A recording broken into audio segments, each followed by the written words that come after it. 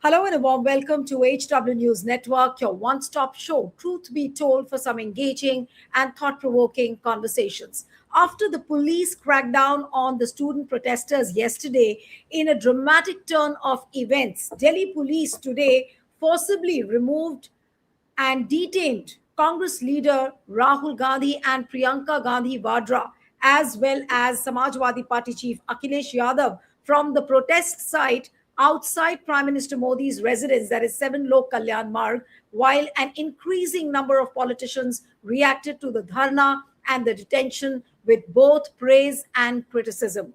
Now, Rahul Gandhi, along with other Congress leaders, I would like to play out those pictures. First, the sit-in protest outside 7 Lok Kalyan Marg started around somewhere 3:30 p.m. That's where Rahul Gandhi put out the 5 demands, to which Jiten Singh, the MOS in the Modi cabinet, he came out. He spoke to Rahul Gandhi, but Rahul Gandhi did not budge. He said nothing short of these demands. These demands have to be fulfilled. Now, Rahul Gandhi, along with other Congress leaders, including chief ministers of Karnataka, Kerala, started a sit-in protest at around 3:30 p.m. against the police action on protesting students the day earlier. As police swooped down on the site, the leader of the opposition in the Lok Sabha could be seen on the ground and resisting as security personnel tried to pick him up. He was hurt in the process. And I would like to show you those pictures. These are the pictures which played out early evening, and everyone was shocked. And these were pictures which apparently the mainstream media or the legacy media hasn't bothered too much in the past. But today, all the mainstream news channels were there covering live. Now, in this scuffle which happened, and how Rahul Gandhi was stuffed inside that police van, one of the aides in the Congress have said that Rahul Gandhi has suffered an injury below the eye. Now, there were dramatic scenes with Priyanka Gandhi almost hanging on the door of the police bus even after it started moving. The pictures will really show you what the scene was like. Now, the Congress has been demanding, what are the demands? Now, Congress has been demanding the resignation of Education Minister Dharmendra Pradhan, a discussion on the NEET issue in Parliament. They are also asking for justice to the protesting students.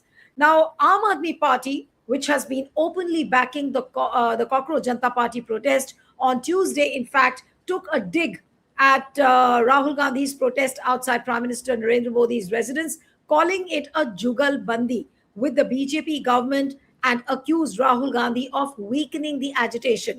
In fact, senior Aam Aadmi Party leader and former Delhi Chief Minister Atishi questioned how Rahul was allowed to stage a dharna outside the PM's residence while the Modi government had refused to talk to Cockroach Janata Party supporters despite their month-long protest. This is amazing. CJP and Sonam Wangchuk, 1 month protest at Jantar Mantar. Modi government refuses to talk to them. That's what Atishi said. But the leader of the opposition being detained, suffering injuries. And then look at these pictures. You can see Rahul Gandhi along with his aide Alankar. They're going in a bus. Police has stuffed all of them inside the van. Now, some people are saying that apparently all these leaders have been taken to Chhatrasal Stadium. Now, I'm not too sure about that, but there are few YouTubers who have put out this story. So, but we still have to verify where all these leaders have been taken. But what kind of a sudden turn of events this is? What does it go to show? Prime Minister Modi always keeps saying that we are a mother of democracy. And in a country like India, which claims to be a mother of democracy, you have the leader of the opposition who's dragged, who's stuffed inside the bus, and his demands, what he's demanding, is not going to be heard by the government. I'm sure Prime Minister Modi and Amit Shah, the Home Minister, are also going to have sleepless nights today, in fact, tonight, as to what's going to happen tomorrow. Joining me this evening is Professor Ajay Gudavarti, professor and author from Jawaharlal Nehru University. Thank you so much, Professor Ajay, for joining. We have Pushpraj, TK Rajlakshmi is also there, senior journalist and political commentator. Thank you so much for joining. We have Pushpraj Deshpande, author and policy expert, works closely with the Foreign Affairs Department of the Congress. Thank you so much for joining. And let me begin with Professor Ajay. Professor Ajay, how do you see this dramatic turn of events where Rahul Gandhi is detained now? Early evening, everyone was looking at those pictures where the sit-in protest was organized, but such an intolerant government which has finally detained leader of the opposition and several other Congress leaders. I think it is in the fit of the things with this government, Neelu, that this is what was expected, and it is good that Rahul has gone through this. I think it is necessary now for people to realize who is by their side. I think Rahul, by going down to the streets, see, that's what today I was sharing with you, Neelu, that I was at Jantar Mantar, and this movement has now gone beyond Dipte, beyond CJP, and beyond even education and NEET. People there, I found youth talking about the nature of governance, and this is precisely what they are resisting and detesting. This kind of high-handedness. The youth were treated yesterday with high-handedness, and there was lathi charge and people's heads, legs, hands broken. Today it is a turn of leader of the opposition, and for this government, it makes no difference. Absolutely, they have no bones, whoever it might be, and this is precisely what this protest has turned out to be now. This is not just about neat paper leaks now. They are now talking about the nature of governance in a democracy. That's why today I could hear at Jantar Mantar very personalized critique against Mr. Modi and Amit Shah. That their mode of functioning and taking people for granted, a deep sense of contempt for common people is what is visible. And today it's the same contempt with which you treat the leader of opposition when he is making legitimate demands. You can always invite him for a cup of tea. We are it's a democracy. We have not yet gone the Russian Putin way. You can always differ with him in a in a legitimate way and tell Rahul is not update on issues. One can offer any legitimate critique, but to be treated in this way, this is what Sangh Parivar wants to normalize. This has been their experiment in last 10 years to make people feel vulnerable with a sense of hopelessness and helplessness. So today it's an important in their mode of thinking, Neelu. This is another important thing that even leader of opposition is treated like this. But for Rahul, I think it's a very important thing that he is with the But people what is now. the message, Ajay? What is the message which the government is trying to give? They are trying to brazen this out, or they are trying to say that we will remain as recalcitrant as we were. What is the kind of message which the government of India is trying to give, whether it is the No, it's students a or the leader of the opposition? Yeah, the message is this, Neelu, that demagogues always get into an image trap. Demagogues, if you read history of demagoguery, demagogues begin with high, eulogization even by people. They think these leaders are very great, these leaders are avatars. So there is that connect. After a point, that connect breaks and the gap increases. That's where the Modi government has gone. And a demagogue wants to be infallible, that he wants to show himself as infallible, and he is part of that narrative because it's built on a nature of fake image. From Modi's point of view, he thinks that anything stepping down from that infallible image for him is falling out of the narrative. But falling out of the narrative would mean that he will look very empty and very shallow.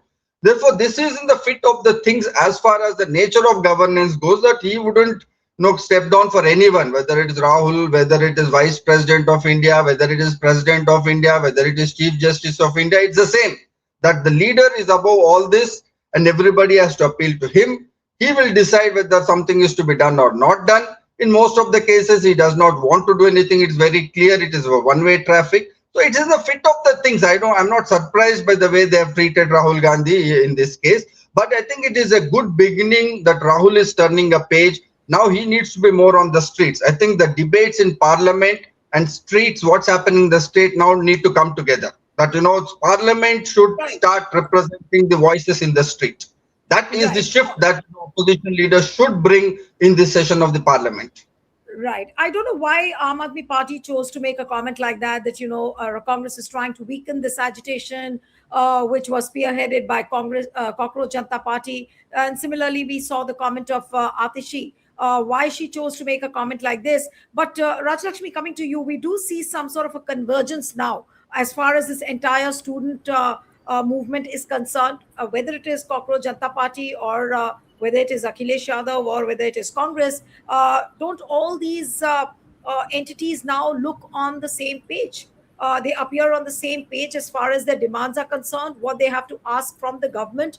How do you think that this is going to unfold now, especially after the detention of Rahul Gandhi and Priyanka Gandhi? Yeah. See, I just want to, in fact, speak, a little bit about about Sanjay Singh's comment. I think there's a Yes. context to it and there's a subtext to it. Of course, the timing of his comment can always be questioned, and disputed, and perhaps, and also ask, why the need to say it now. But the fact remains is that, that there was this talk, going around that the CJP's agitation, has been launched, sort of mainly to throw a spoke, in the Yuva Gunj or the Chhatra Gunj, you know, rallies and movement of, of the Congress, which has been led by Rahul Gandhi. So I think somewhere or the other, there is a certain context to what Sanjay Singh said. So one can't say that it's out of context. But yes, as I said, that the timing can always be sort of questioned. Now, as far as the convergence that you were saying, yes, of course, it's important, and all the opposition parties have expressed their strong support to the issues that have been raised by the CJP. And because this suicides, of 20 plus students, and then now the kind of violence that has been unleashed, that all these things have, they have to evoke some reactions from, I think, sensitive people, all sensitive people, irrespective of being political or not, if they if they do not react, then there's something wrong. I'm not saying that reaction has to be something of an agitational, of an agitational nature. It can be, I think, varying degrees. And I think the students and the youth of this country, to a large extent, they have been also, in fact, in fact, responding to the crisis that they face, on a But what do you day-to-day feel? day-to-day basis. Should Yeah. Sanjay Singh have made that kind of a comment, especially when this story is out that Rahul Gandhi and Priyanka Gandhi have been detained along with Akhilesh Yeah. Yadav and a couple of other leaders. I mean, Yeah, well, I doesn't it sound a little no. insensitive at that point of time? Well, I wouldn't read, sort of too much into it, but as I said, that there is a context, because there were links sought to be made initially when the CJP started its protest movement, etc., So you are saying that the between the links are Aam becoming Aadmi more Party and the exposed? CJP. No, No, so are no, you I implying? do not Are you think implying so. that? No, no. I'm saying, are you Implying implying that it. the links between Aam Aadmi Party and Cockroach Janta Party are becoming more visible and obvious? Well, Sanjay Singh sought to sort of convey an impression of that kind. Yes, I it don't did. think it was really smart of him to do that, but I think he was hitting out of the Congress. In a Right. kind of let's say whatever, humorous or dark humor, black humor way. Huh? But I think the Congress should ignore this, Yes. because as Right. we've been sort of discussing, on your program, that the issues are far more, larger now. Okay, Absolutely. so these kind of statements are, are, I Right. think, avoidable, really. So this Right. convergence is already happening, and I Right. think it is going to take a form, I do not know what specific form, but it is going to take some form on the floor of the Right. house, outside the Right. So floor I'm of the house interrupting also. you here. It's clear now that Rahul Gandhi has been taken to Chhatrasal Stadium in New Delhi, and I'm assuming that other leaders also have gone there. Now let me come to Pushparaj and understand the political strategy. Why Congress chose to do this? Now we saw amongst all the leaders, we saw VD Satisan, we saw DK Shivkumar. There was and a couple of other leaders also were present.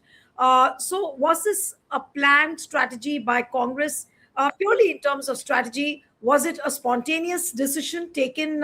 What I'm told is that everybody had gathered at Mallikarjun Kharge's residence at 10 Rajaji Marg, and from there, all of a sudden, after cutting the cake, these leaders decided to walk up to 7 Lok Kalyan Marg. So was this something which was planned, and maybe Congress was planning to shift the entire focus from Jantar Mantar now to 7 Lok Kalyan Marg? Because it has to be a political strategy, because till yesterday, everyone was questioning as to why Rahul Gandhi and Priyanka Gandhi are not going to Jantar Mantar. So here, with a clever move, without attaching themselves to Jantar Mantar, they've managed to raise the issue very well.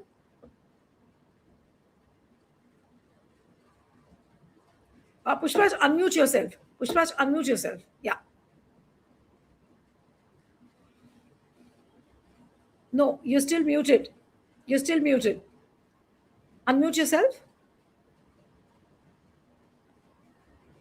Shubham, you're there backstage. Have you done it? Oh, okay. So before Okay. So by the time yes, Pushparaj yes, comes Ajay. in, I want to come in Yeah. on that point of opposition. One of the points this movement is making, one of the reasons opposition parties could not mobilize the youth the way CJP could do is because precisely because of this culture of one-upmanship. That everybody wants to become this one-upmanship, cutting each other, projecting themselves, sense of manipulation, sense of claim making. I think they should now overcome that culture because this movement is basically also questioning opposition parties and they're calling them out on this. That you don't have to be serious about the issues, not about who is leading, who is being projected. I think that point needs to be taken seriously, and therefore Sanjay Singh's comment, is actually very, very misplaced in this context. It actually runs Yes. against the mood and the spirit of this movement. Absolutely. Right. Okay. Pushparaj is back. Pushparaj, just unmute yourself. And the same question Am I in audible terms now? of political. Yes, you are. So the same question to you about Congress's political strategy. Yes, Pushparaj. A very good evening to you, our panelists and our viewers. Firstly, I think that with many things that LOP Rahul Gandhi does, there is deep planning involved. Much of what he says turns out to be true 6 months later. And I think that his strategy to engage with the students at Jantar Mantar and the youth at Jantar Mantar, but and of course express solidarity with Sonam Wangchuk, but steer clear of any political machinations has now, given what has happened, has proven him to be right. And as the days goes along, I think that we will see him uh, we will see him at the forefront at this particular movement. Now, having said that, if you've had the great privilege of chancing upon the legacy media in the last 2 days, you would think that the Delhi police conducted itself like versions of Raja Harishchandra and Mother Teresa, while the protesting children and youth are behaving like hardened terrorists. The legacy media have propounded on every possible angle, Pakistan, deep state agencies, Soros, America. I'm astounded that they haven't gone back to how Pandit Nehru and Mughals and Ghazni are not the actual benefactors of the protest and the NEET exam leaks and so on and so forth. But the question I'm raising the question I want to ask of anyone who's swayed by the legacy media is this: is your patriotism only limited to 15th August and 26th January? Is your patriotism just limited to saluting a flag? Isn't it also about caring for the nation and therefore fighting to fix systemic issues plaguing our fellow citizens? I mean, if patriotism means fighting for a better promise of the nation, wouldn't it also include fighting for a just education system, which is the bedrock of a meritocratic society? Wouldn't it include asking a government, which we elected, questions when they go wrong? But instead, what has the BJP government done in what Prime Minister Modi trumpets is the mother of democracy? The Delhi police, which reports to Home Minister Amit Shah, has assaulted women with rods. I don't know if you saw visuals today of how women were being assaulted. They have hit 10, 12, 14-year-old children, which is a Yes. punishable offense under Section 25 of the Juvenile Justice Act. They hit youth with lathis fixed with nails. They electrocuted fences also. Secondly, what do you do? And this is the question which I'm answering, your question. What do you do when your own government attacks your children and youth and treats them as disposable and dispensable? What do you do when the Right. Delhi High Court refuses to even hear the case of police atrocities, when in reality it should be taking suo motu cognizance? What do you do when the Godi media just parrots the government and police line that all is well, sab changasi? And what do you do when the opposition is not allowed to debate the rot in India's education system in parliament? None of us have any choice but to take to the streets. This is what our freedom struggle and Gandhiji has taught us, that civil disobedience is a moral duty when the state becomes lawless or corrupt. The protest isn't just to demand accountability anymore. It is also an invitation to forge a more just future. Today, I agree with Professor Gudavadi completely. Today, it does not matter who started the protest. It does not matter who leads it anymore or who gets credit for it. It doesn't matter if anyone joins the protest and agrees on everything. You don't have to agree on every single point. This has now become larger than any group or individual or party. Now imagine, thirdly, that the government is dragging the leader of opposition, who everyone recognizes is a shadow PM, through the roads, beating him and detaining him. It's a constitutional post. He's number 7 in the table of precedence, at the same rank as former PMs and cabinet ministers. If the BJP government behaves like this with the leader of opposition, how do you think they're going to behave with us ordinary citizens? And fourthly, it's very pertinent to analyze today where this movement is going to go. I don't think, assume it was engineered. Assume it was. I don't want to get into whether it was engineered, because it also gets into this liberal chimera of doubting and seeing everything as a ruse. Maybe it's true, maybe it's not true. I don't know. Only those people who are involved in it will know. But it's worth analyzing today where this movement will go. Unlike any other protest that we have seen in the last 12 years, this one is not centered around redistributional questions or furthering specific class or caste interests. It is now about governance questions, constitutional morality, and the freedoms, rights, and dignity of every citizen.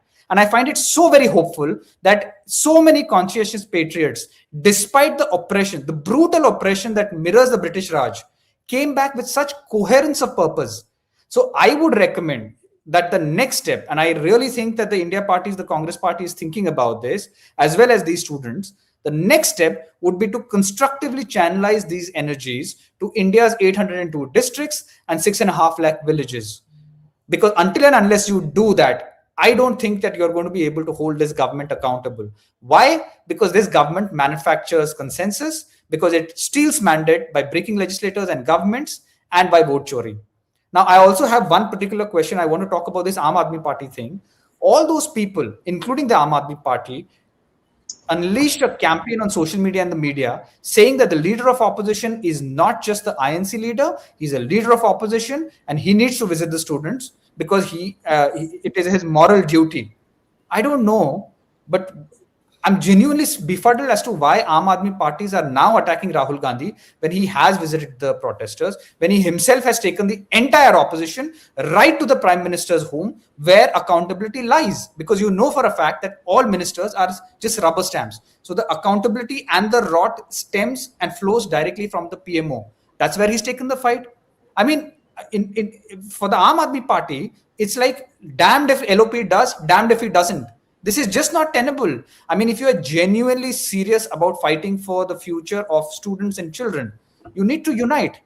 And I know for a fact that the leader of opposition has not, or no senior Congress leader has attacked anyone from the CJP, has attacked Sonam Wanchu, or even the Aam Aadmi Party. Even if there were suspicions about Aam Aadmi Party engineering this protest from the behind, I don't think they went out publicly and critiqued them. They recognized the gravity and the enormity of the movement and were gracious enough to let them do what they had to do at Jantar Mantar, while they did what they had to do in 100 cities. Right. Now, there's a very interesting tweet by Nishikant Dubey. Now, whether we call it absurd or I don't know how to take it, but he has written, due to Rahul Gandhi ji's dharna on the road outside my government residence on Sabdarjung Lane, my younger son had to reach the examination center half an hour late. Perhaps INC India Party will take responsibility for this. And he has put out the letter. Bar Council of India, 24th qualifying examination for Indian nationals holding foreign law degrees. Yes, Pushparaj. Listen, Niluji, listen. I mean, I find this so tone deaf. 22 students have committed suicide because of the paper leaks And that he's worried your about his government. son. Yeah, Yes. he is concerned about himself. I mean, if it comes to your own household, you're suddenly very uppity and concerned about the lawlessness Exactly. on the streets. 22 students died. 22.5 lakh students need candidates. Their lives are tarnished because the families have taken loans. You know what the average per capita loan has become now? 5 lakhs, up from 43,000 in 2014. Do you realize that families are having to take on huge debt to fund a better life for their families, for their children? And the lives are wasting away because of the corruption that has been introduced by the BJP in these paper leaks. Right. 152 paper leaks. Is this a joke? Pushparaj, I want to take a brief comment from you and then I'll take the concluding comments from Raj Lakshmi and Ajay. What possibly is going to happen tomorrow? And what could we see or expect tomorrow in Parliament, outside Parliament, and as far as Congress is concerned? Yes. See, frankly speaking, today, the visuals of Rahul Gandhi getting detained, the fact that he was bleeding, I think that the entire India alliance, no matter what their differences are going to band behind him and completely unitedly, like the sharp end of the sword, are going to take on the government very aggressively. I personally feel that the government is going to become even more strident and even more difficult and they will not allow a discussion, which then beggars the question that how are you now going to experiment with disruptive tactics and take this Right. to the people? Because I'll tell you something, you see the social media posts of these BJP influencers and Hmm. ecosystem. Yes. They are saying Yeah. that don't worry, you might be dissatisfied with what the BJP is doing with India's youth, but election, so we are only going to win. So you just Hmm. focus on winning the elections. I'm telling you this, if this is not remembered and you don't teach them a lesson in Uttarakhand and Punjab and Uttar Pradesh and Manipur and Goa, and in every election from now till 2029, the BJP government is going to treat what is happening in the last 2 3 days as an aberration. Right. All right. Now, let me take the concluding comments from Raj Lakshmi. Raj Lakshmi, in the morning, we saw Prime Minister Modi almost pontificating, and in his Mangal Milan meeting that happened to be the NDA Parliamentary Party meeting in the morning, where he said that, it's the national responsibility of every political party to prevent the paper leaks. And now, when we see this kind of a response, I mean, he looks so concerned, but he's not ready to heed any sort of suggestions. He's not ready to listen to any of the demands of the students. Uh, aren't these two qualities antithetical to each other? What is he trying to display? Yeah, I mean, it's really funny that he should say that, because it is his government which has centralized the entire, education system. Okay, the NTA is a central agency, and that all, in fact, decisions of outsourcing, whatever, have come from the NTA and from the central government. So now to say that it is, the responsibility of all political parties, I mean, it's ridiculous, I mean, it actually makes no sense, you know. Yes. So yeah, and in fact, one thing also, I mean, I thought about, Dr. Dubey's son's plight. I mean, I'm quite surprised that he did not exert his influence to get his Hmm. son through Yeah. through the cops and the barricades. I'm very surprised. I mean, ruling party, ruling government, Yeah. ruling I mean MP, whatever, And they and expect Congress to have sympathy for him. Okay. yeah, and then I find it very hard to believe that he All did right. not exert his influence. Yes. Anyway, Oh, yeah. All right, Professor Ajay. So, what would you really say towards the end? I mean, a dramatic turn of events. It has been an eventful day, starting from Modi's Mangal Milan meeting inside. I mean, just before the Parliament session began, then came the chaos. The Parliament was adjourned so many times. Then we saw Rahul Gandhi seeking Prime Minister Modi's apology, and suddenly after that, we saw the sit-in protest. Now, finally culminating into Rahul Gandhi's and Akhilesh Yadav and Priyanka Gandhi's detention. So, what would you say to us here? No, I think the important point is this, Neelu. I think the spirit of the movement now, as I said, has gone beyond NEET exam and education leaks. I think people are questioning the nature of governance, that in reclaiming a sense of citizenship, dignity, that's what they're claiming, the way they have been treated. I think in this context, more than the government, I would suggest the opposition parties need to come together and meet, and they need to be very, very sensitive to the way they are responding. This kind of cutting each other, commenting on each other is what is being detested by common people, that they don't like this kind of political culture, this kind of manipulations, Yes, this kind of cutting each other. This simply is being absolutely. detested on the ground. That's one reason why opposition parties could not mobilize the way somebody, no unknown person like Dipte could. This ideally should have been mobilized by an opposition party, precisely because I think opposition parties need to take this very seriously. Making this offhand comments, making fun of each other, cutting down each other is actually counterproductive. Today, the greater spirit you show, the greater will be the admiration for you. You say, be large-hearted. Say, doesn't matter who is leading, doesn't matter who is getting the Absolutely. optics right and who is getting the eyeballs rolling. These are not things, because these are very grave issues of people's basic economic distress. The person who will show that respect for that distress is the one who will become the face of the movement. So I think opposition parties really need to take this. Looks like a very nuanced issue, but it's a very serious issue on the ground. Therefore, the more they learn quicker, it is better for the opposition parties, so that they'll be able to mobilize this lot, and the debate in the parliament and the debates on the streets will then have some some kind of a consonance. Right. So, let's hope everything all goes well. But yes, Pushpaj, you want to say something very quickly? Yeah. No, there's a very funny tweet someone has said. So, Prime Minister Modi has tweeted birthday greetings to the leader of opposition Rajya Sabha, Kharge Hmm. ji. So a bunch of people have said that Kharge ji personally visited his house with many other leaders to celebrate. Why don't you come out and celebrate? Grant him his wish and resign. Can it be more hilarious than this? Well, on this note, we'll have to end the program. Thank you so Gen much, Z Professor crowd is really Ajay. funny. Yeah, Yes, yes, indeed. very creative. Yeah. Thank you so much, Professor Ajay, Pushpraj, and Rajlakshmi. Thank you very much for joining.